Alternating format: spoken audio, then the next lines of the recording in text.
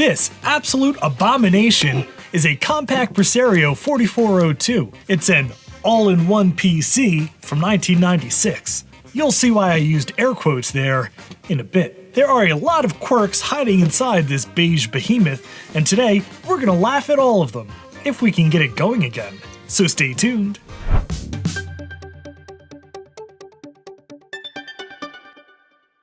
And if you enjoy doing weird things with weird computers, I hope you'll consider subscribing to the channel.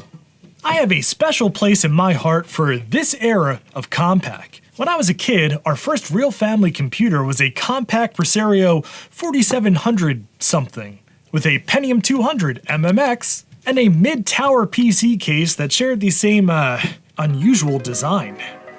This thing kind of looks like one of Compaq's designers said, "I know what a computer looks like," but they were lying because then they designed this.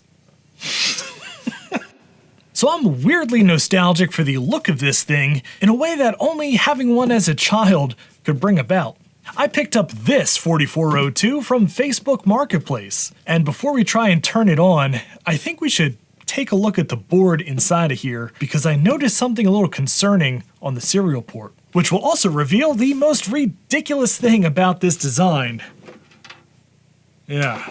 You know, you don't have to be a computer scientist to understand how a computer like this works. But if you want to learn, I know a good place to start. Brilliant helps you excel in math, computer science, programming, and more, with visual, interactive problem solving and personalized practice. I know you're smart and capable, and Brilliant helps you unleash the potential you already have with thousands of visual, interactive lessons in math, science, programming, data analysis, and AI. Brilliant has been a longtime sponsor of this channel, and I've done courses on Python programming, digital circuits, which I really enjoyed. And now I want to dive into math, historically a weak point for me. Brilliant's visual, interactive problem solving and personalized practice can turn anyone into a math person. Maybe even me, because it's probably not the math that feels hard, it's the way we learn math that can feel confusing. But Brilliant focuses on going hands-on with concepts until they make sense. It's not about memorization, it's about aha moments, becoming a better thinker and problem solver, and learning naturally at your own pace until things just make sense. Doing a little bit of Brilliant every day has helped me to build my knowledge and fill in all sorts of gaps in different areas like computers and engineering and hopefully math. And it's the consistency that's key. To learn for free on Brilliant for a full 30 days, go to brilliant.org/actionretro, scan the QR code on screen, or click on the link down in my description. Brilliant's also given Action Retro viewers 20% off an annual premium subscription, which gives you unlimited daily access to everything on Brilliant. Thanks again, Brilliant, for sponsoring today's video. Okay, so this thing looks like a completely mad all-in-one PC, but it's hiding a bit of a ridiculous secret. Check this out. Yeah, even though it's all in one, the monitor and the computer are completely separate. They're just kind of in the same plastic shell. I mean, look at this. It's a VGA cable coming out of the monitor of this all-in-one and going to just a VGA port on the back of this motherboard, which is probably not bespoke for this machine. Even audio and microphone and power for the monitor. Yeah, this is just a regular monitor bolted onto the top of this and called an all-in-one. How is this any better than sitting a monitor that you can adjust on top of a desktop? Why, Compaq? Why did you do this? Anyway, let's look at what I'm a little bit worried about. Yeah, that is the crustiest serial port I've ever seen in my life. This serial port was last used by Davy Jones under the ocean. Yeah, we need to take this motherboard out and see if the corrosion started from the serial port and is going towards the board, or if, unfortunately, that corrosion might have come from the board and wicked its way up to the posts in this serial connector. Really hope that's not the case. All right, we've got 3 screws to take the back panel off, and concerningly, one of them is a completely different screw to the rest. That's always a good sign. All right, can we disassemble this without breaking any plastic? Oh, that was easier than I expected. Okay, well, first of all, look how weird the floppy and CD-ROM drive are kind of in at an angle to match up with the front case. Look at that. This doesn't look right. That's probably fine. Man, this CD-ROM drive has quite a lot of corrosion on the top of it. It kind of looks like somebody spilled something on this and then it just sat there forever until it ate away at the metal here. But other than a little spot on top of the power supply, everything else looks pretty clean in here. Looking at the bottom of the connector for that super gross serial port, it looks like the liquid, or whatever corroded it, came from the outside, not from the inside. And honestly, I don't see any corrosion on the board itself. There is a riser card here with 2 ISA slots and 1 PCI slot. I guess we could technically upgrade the video card in this thing and we can just connect the monitor since the monitor is technically separate from the computer. So maybe that's a benefit of this, pardon my French, half-assed design. And you know, another benefit of this goofy design is we could technically just shove whatever computer we want in there. Like, how about a Mac Mini? Now it's a Compaq. Oh yeah, you know, we have to try and power this up, right? There we go. All right, well, this is gonna be a little bit cursed. Oh my God. Look at that. This Compaq is booting Mac OS. Oh, wait a minute. Is that Mac Mini running System 7? How is that possible? Well, I guess we'll have to investigate that in a future video. All right, well, I've got it back together with the exception of that crusty serial port, which I left disconnected. I guess let's just turn this thing on and see if it explodes. Heard the CRT initialize. Hard drive is spinning. Oh, and it says Compaq, look at that. It lives. All right, well, it lives-ish because this hard drive has a bit of the click of death. Okay, and jump cut to a quick restart. I spammed the F10 key and we got into setup, which is interesting because setup is actually on the hard drive. So perhaps just a partition is corrupt, but we are reading this off of the hard drive. Yeah, look at this computer setup, 1.04C, which looks a lot like Windows 3.1. Although I guess I can't really do anything else. Is this Windows 3.1? Sure seems like it. It's a mystery. Anyway, set defaults, sure. Yeah, this does see the 1.6 gig hard drive. I guess let's just restart it and see if it comes to life. It would appear not. But I have another crazy idea. On this disk here, I have an Elks Linux boot disk. Let's see if this floppy drive works. And if we can use some old school Linux tools to perhaps get this hard drive working. Oh, it's booting from the floppy. Look at that, it's Elks. As you've no doubt seen on this channel before, Elks is the embedded Linux kernel subset. It fits on a 1.44 megabyte floppy drive and gives us all sorts of tools. Actually, rather amazing amount of tools for 1.44 megabytes. Let's see, CD bin, ls. Look at all this stuff we have, including fsck-dos. We'll do dev HDA. Actually, let's do fdisk list. All right, we have 4 partitions on the hard drive. HDA1 is the stuff we're after. HDA3 looks like the recovery partition. So let's do fsck-dos to dev HDA1. Invalid signature and boot block. Well, that'll do it. It would be nice if I did know how to fix that, but instead, I'm just gonna take this hard drive out. Guess we ought to check if this CD-ROM drive works. It's definitely hooked up to power, but old Rusty here doesn't want to open. Live, you! Ooh, it is really dead. All right, put new CD-ROM drive on the list. Oh, it's doing something. Ooh, it's making horrible noises.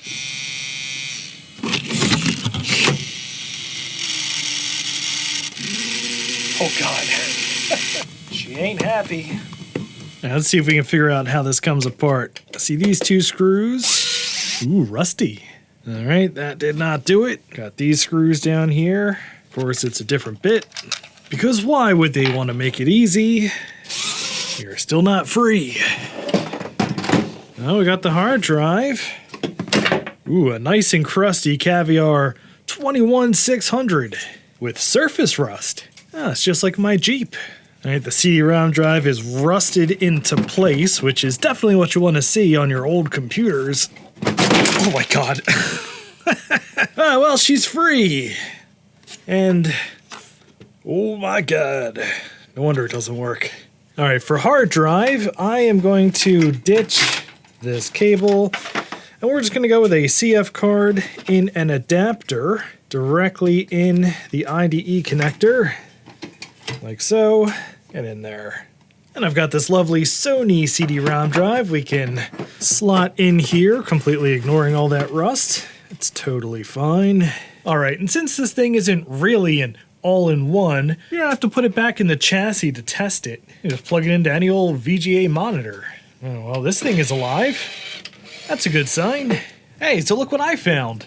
This is a Compaq Quick Restore bootable diskette that was just laying around the basement. I have no idea what machine it originally came with, but it is going in here. And I burned a Compaq Quick Restore CD from Internet Archive that says it's compatible for the 4400 series. We'll see if we can restore this to factory out-of-box experience. All right, I think we are booting from the CD. Starting Windows 95, that's a good sign. All right, Compaq Quick Restore Utility version 3.03a. So far, looking promising. Took a picture of our serial number here. We have 6638HXE2F061. We are legit. Look at that. Here we go. Presario model 4402, English, or Thai.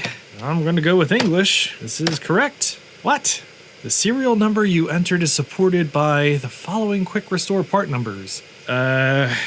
Let me check the Internet Archive page. Okay, hilariously, this is for the Portuguese version of the Compaq Presario 4402, and it will not work with this serial number for an English system, and I cannot find the English version of the 4400 Quick Restore.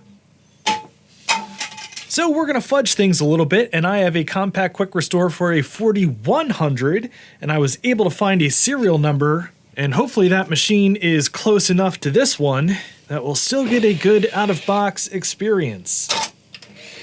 All right, let's enter our totally accurate serial number. Yeah, we are a 4704. Sounds good to me. Oh, it's doing it! Well, we're gonna get something. Oh, it's at 99%. It did it! Quick Restore is complete. Remove both the diskette and the CD. All right. Don't mind if I do. Look at this. I'll take this as well. And before we restart this thing, I'm gonna shut it down and we're gonna put this back into its case and have a real, hopefully real, Compaq out-of-box experience. Seems all right. All right, the behemoth is back together, and if this actually works, you are in for a treat. Yes, it's doing it. It's doing it. Windows protection error? What the heck does that mean? Several hours later. Good news! Through the cunning use of installing a retail copy of Windows 95 with USB support, and then extracting all the drivers off the install zip files on this Portuguese restore CD, we have a working Windows 95 setup, and everything works. Volume works, mute works, sleep works. All of these goofy little knobs that control the screen, they all work as expected. Yeah, look at that. Man, these knobs are freaking weird. You push in to get the knob to come out, and then you adjust it, and then push it back in to secure it, although you can still kind of twist it anyway, even when it's pushed all the way in. But since I've extracted all the files off that install CD, we now have access to what I think is the funniest feature of these machines. Compaq, back in the day, used John Delancey of Star Trek fame as their ambassador, and all of these setup files and intro stuff would have had John Delancey talking to you. That's right, it's Q from Star Trek The Next Generation, the only actual protagonist in that show. Only now he's speaking Portuguese. Controle na tela ou use os botões do painel do seu computador. Man, they used an echoey room for recording that voiceover. How funny is that? Q speaking Portuguese. Let's see what our system has in it. I think it's only got 16 megs of RAM. 16 megs of RAM. I think it's a Pentium 166. We do have USB support, so that's pretty sweet. There is literally nothing funnier than this. Q talking in Portuguese. Obrigado, Compaq. Obrigado. Como seu Presario já está equipado com o modem, você está pronto para mandar e receber faxes. Você pode criar um documento e mandar um fax sem ter que imprimi-lo. Tadá! Fun fact, the editor of this video is in Portugal. Você já deve ter notado botões como esse em seu computador. Eles são apenas algumas das características que diferenciam a família Presario. Boa computação. E obrigado por comprar Compaq. Oh, look at all these MIDI files. Techno 1. Nice. Oh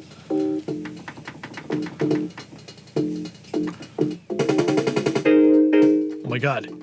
These speakers are loud. So obviously we would be remiss if we didn't try Wolfenstein 3D on this thing. With these glorious speakers. Pump up the volume a bit here. Let's up the view. Oh yeah, it looks pretty good.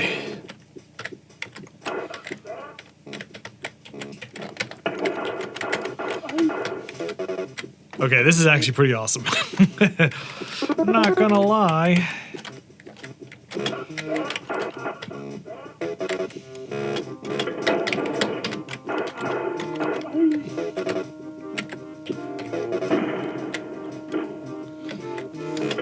Alright, well, before I just get stuck playing Wolfenstein 3D for the next few hours, let's talk about what we're actually going to do with this machine. Because it's not going to stay like this. So, that's the Compaq Presario 4402 all-in-one. Back in 1996, this was certainly a choice that you had. Not sure if it was a good choice. But what are we going to do with this behemoth next? Am I going to keep this stock? Absolutely not. It's the perfect thing to build a ridiculously cursed sleeper build with some sort of modern board because, well, it's just a VGA monitor and speakers in a weird box. We could shove literally anything in this thing and it would work. But that'll have to wait till next time. If you enjoyed this video, I'd appreciate a thumbs up, and if you'd like to see more weird stuff like this, please subscribe down below. And thank you very much for watching.